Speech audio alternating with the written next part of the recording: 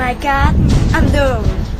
Me and Sarah try to survive, and the only thing we have is a house. So, we got bad odds. My garden, the ultimate dangerous nature place, with so many dangerous animals, like the lazy striped cat, the kangaroo's parrot, deadly rabbits, and the famous tiger cat. The only thing we have to eat is this bit of strawberries and all the things in this refrigerator.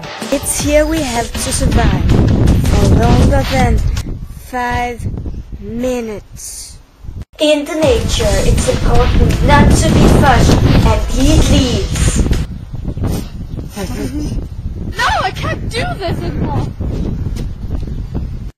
If we will survive the nature, we must be cool and not panic. No. To survive, you must try to look after salvation. Help me! I can't do this anymore. To survive a thunderstorm, you have to run in panic. In a cage, we made a deadly parrot and we just stayed outside the cage.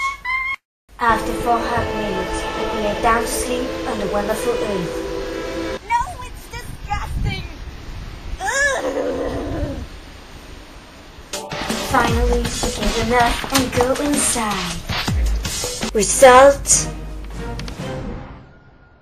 failed.